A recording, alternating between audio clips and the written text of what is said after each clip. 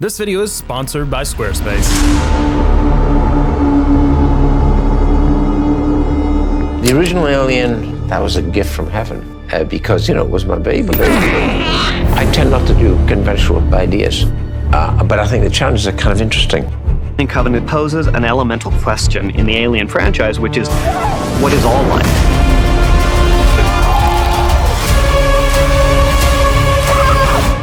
May I ask you a question, Father? If you created me, who created you?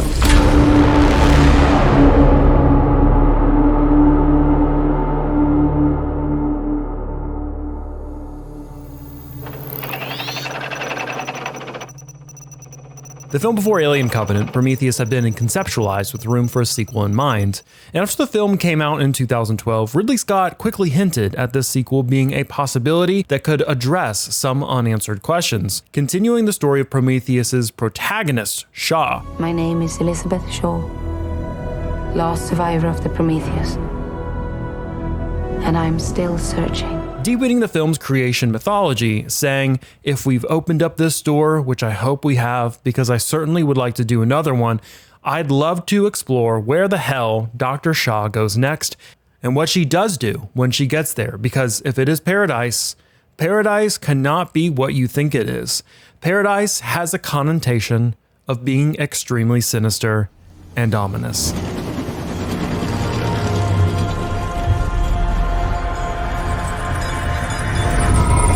Scott also had some very strange ideas about how far this would go, initially suggesting that one part of the backstory would be that Jesus Christ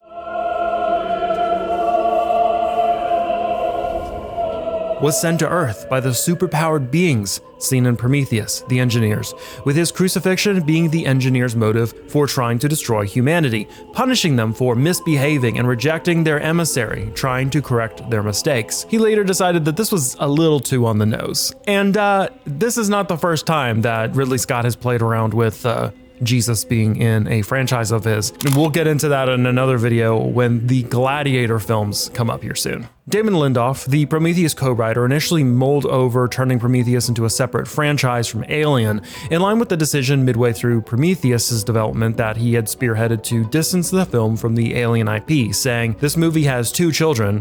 One of these grows up to be Alien, but the other child is going to grow up and God knows what happens to them. And that's what the sequel to Prometheus would be. By August 2012, the project was confirmed to be in the works, but Scott was considering other writers as Lindelof's commitments was in doubt. In December, he was confirmed to have dropped out after telling Scott he wasn't able to multitask on writing projects and had existing commitments. The process of writing the script became slightly chaotic, with Jack Paglin penning the first screenplay in June 2013, with rewrites by Michael Green taking place in 2014. This version of the narrative was trashed for a new copy written by Dante Harper, and then rewritten by John Logan.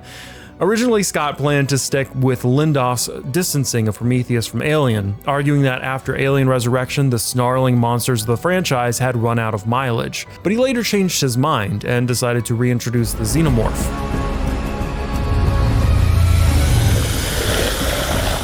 admitting that a bad reaction from fans to the creature's absence had confirmed the doubts in his mind about the film's pivot, opting for a format Logan described as a mix between Alien's horror story and the deeper implications of Prometheus. When we approached making the story, this was another really difficult question of wanting to keep the mystery of the original Alien and wanting to create something that we've not seen before. In line with this reintroduction of the Alien formula, Scott decided to bring back the Alien name, initially branding the film Alien Paradise Lost, which he changed a few months later to Alien Covenant, both titles evoking that mythological blend with the original Alien DNA. Dr. Shaw, the protagonist of Prometheus, was ultimately dropped, with the android David being the character that carried over to the sequel as an antagonist opposing both the engineers and humanity.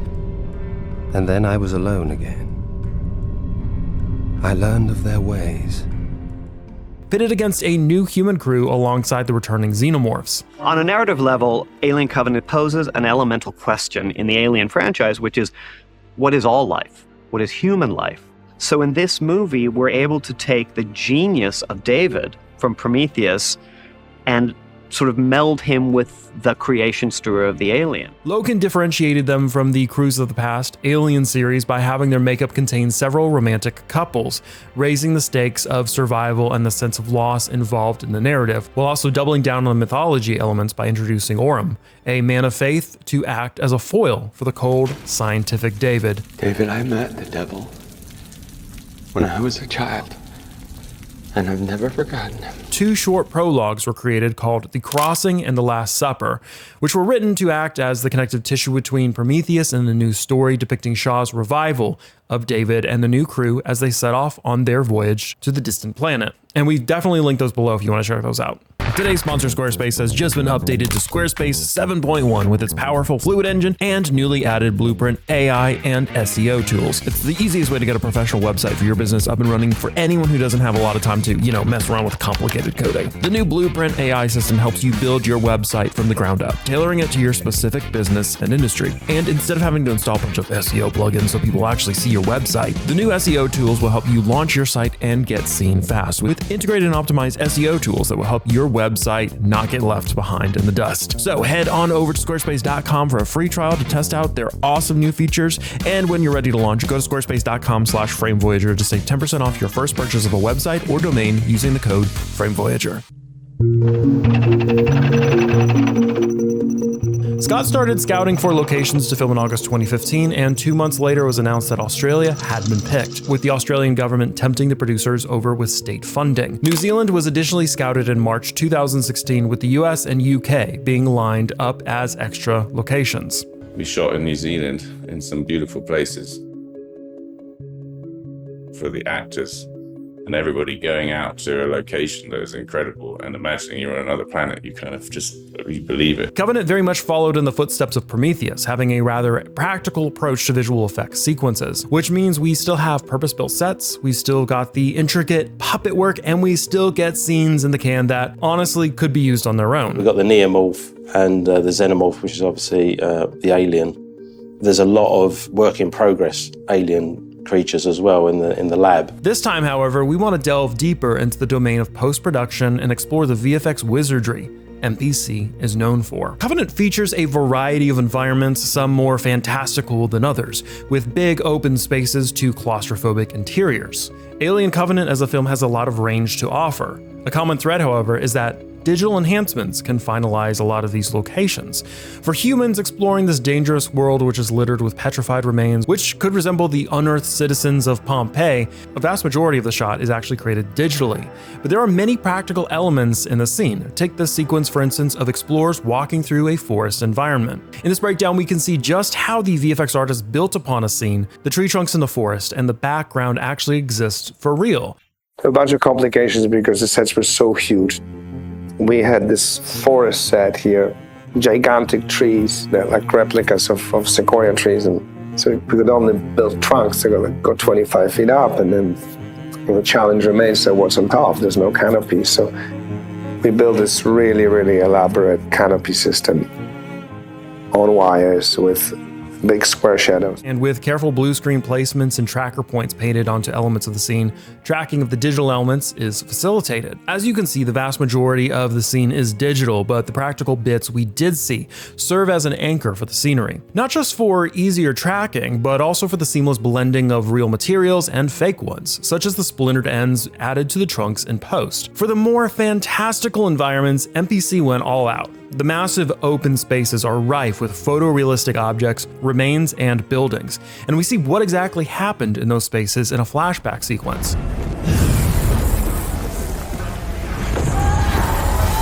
What we see is a chaotic scene, with people being overtaken by the same destructive black goo we saw in Prometheus. Many things are at play, though, during the sequence, which create a stunning and disturbing final composite, especially when considering the interplay between hand-placed objects and procedurally generated interactions. The humans in the scene consist of multiple variants, and their movement is likely generated to an extent.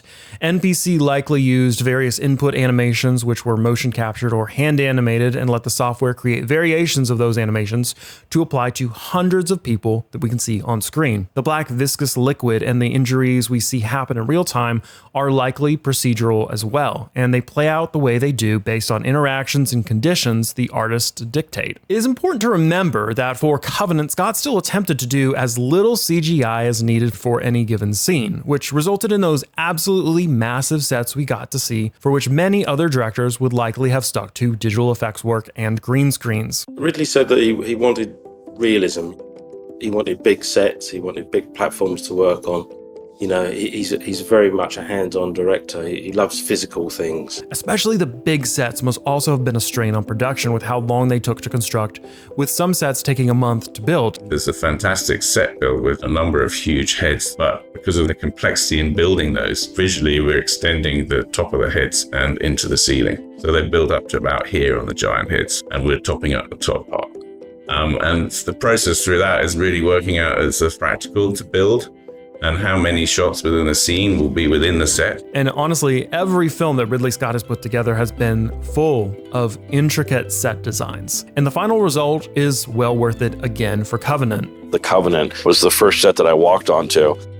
And as soon as you look down the circular hallways, I mean, it feels like it's an Alien movie right away.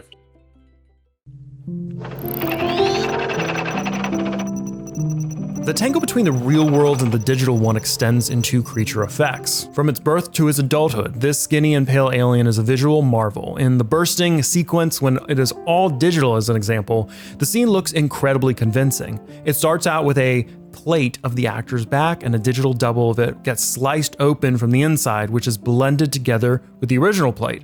The parasite pushes itself out of the back encased in a sackcloth simulation, which clings onto it. For this back bursting and mouth bursting scene, detailed dummies and even animatronics were made to aid the scene, together with an assortment of puppets and liters of blood. The baby is that way around. She kicks it. It will fly. It could fly like that and cry. The Xenomorph would also be rod puppeteered on set. That was, however, a formidable challenge, as blood used on set was so plentiful that the puppeteers were slipping and sliding whenever they conducted their work, especially with the encouragement from Ridley Scott to speed up the aliens' movements. In the final form of the sequence, we don't see much of the practical origins in the end, but what we are left with is CG work that was informed on reality, the lighting of the scene and the real objects on set. In other words, it just looks great. Though of course there are plenty of CG artists that would just say, just don't do anything there because we have to paint it out and then we got to put it back in. You kind of have both sides of the argument with that one. You have to earn its respect. The Xenomorph's grown form is uncomfortable to look at, mainly due to its veiny pale skin and lack of distinctive facial features. In terms of how it was created, the 3D model has layers upon layers of complexity for its features, and footage of an especially skinny person was used as a frame of reference in creating the creature. The concept of the monster emerged out of one artist sculpting the Xenomorph's head with clay, another creating the alien's body in ZBrush digitally, and a third person photoshopping the head together with its body, until Ridley Scott deemed the creature disturbing enough to continue. With a latex suit and jaw protruding animatronic, the Xenomorph has its practical counterparts, which we will see with the Xenomorph of this movie later. What is easy to miss in the NPC's breakdown, as an example, would be that the latex suit of the Xenomorph was used on set. The challenges for us as a department was bringing to life the aliens, the Xenos, the Neos, some new ones in there, so that we've got a lot to live up to on this. Intricate muscle movements and the deformation of skin, of course, would have proven difficult to achieve with this suit, and the face doesn't look quite right there with its mouth open.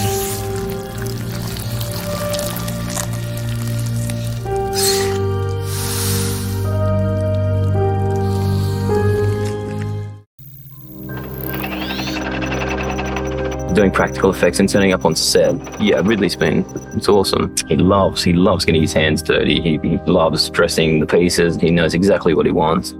It's great to see a director get so involved, but with Ridley, you really get the sense that he wants to get as much in camera and use as much as we've done and made. The suit and animatronic head of the Xenomorph is an impressive feat, featuring a head that can move and even has a controllable face, arms that have controls to close the alien's hands, and of course, to get the size of the alien right, the creature actor walks on stilts. Now, Ridley likes to mix it up, having real sort of creature aliens in the shot, as well as mixing them in with CG aliens, which will keep the audience guessing of what's CG and what's not. The suit was subsequently scanned in order to create the digital model of the alien, and just like what happened with the Xenomorph, we don't really see any hints of the practical side of things in the final composites. Similar to the latex suit, we only see concrete hints of the suit in some behind-the-scenes clip, on-camera recordings, off the previews on set. So I shot a Ghana rubber suit for the alien wherever I could. Then little by little, we'll replace it with a better version.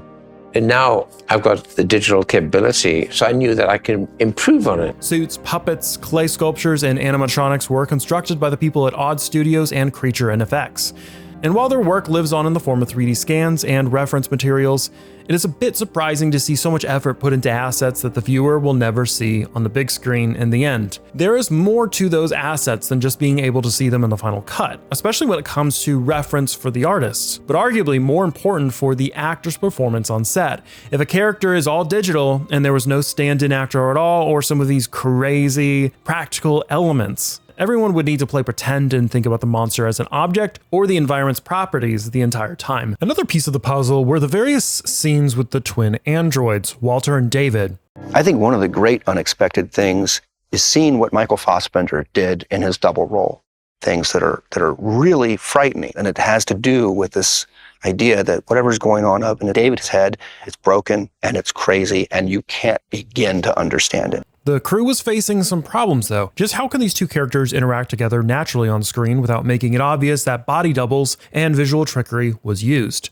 The process for those scenes is quite interesting, making use of digital camera technology and simply filming in passes in order to create realistic interactions between the two. First, Michael would film a scene embodying one of the androids, with the other being portrayed by a body double. After that performance wraps, the camera goes back to its starting position and the double and Fassbender switch roles and record the scene again. It was of utmost importance that the blocking of the scene and how the objects were held or where the actors touched each other was as close as possible to corresponding performances. Modern technology can do a lot, but if one of the performers is out of position, the effect falls apart. Michael Fassbender spent weeks, hours on end rehearsing, and it shows because he was in both sides of the fight. He fights himself, so to do one side and then the other on such an intricate choreography, it's super impressive. Using a body double brings up one serious advantage, which is shadowing. When David leans in for a kiss, as an example, Walter's face is obscured by the double, where if he was alone in the scene, there wouldn't have been shadows and they would have had to be painted in manually or created otherwise. Digital effects people did a great job,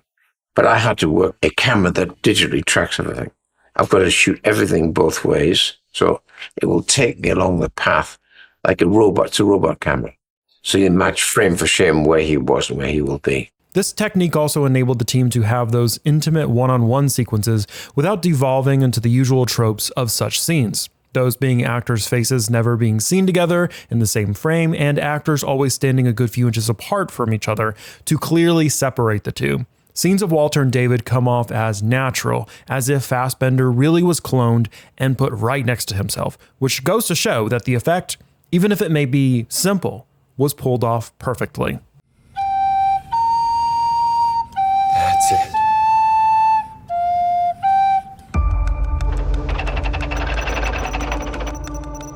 Alien Covenant would receive mostly positive reviews, but it was fairly tempered to say the least, with some saying that it was a greatest hits compilation of the other Alien films. The funny thing is, everyone complains so much about Prometheus being so far away from the original Alien films that Scott changed direction for Covenant, and then people complained about it being too similar. Maybe a third entry into this prequel could help turn it around, maybe meeting in the middle of what everyone was asking for. With everyone's favorite robot David continuing on his journey, maybe he would face off against some vengeful engineers who would have to face off against his ever-evolving science experiment. But in fact, that would not be the case. And a little company called Disney came into play. Let's go on to the last video for the series, for the current production of Alien Romulus, right here.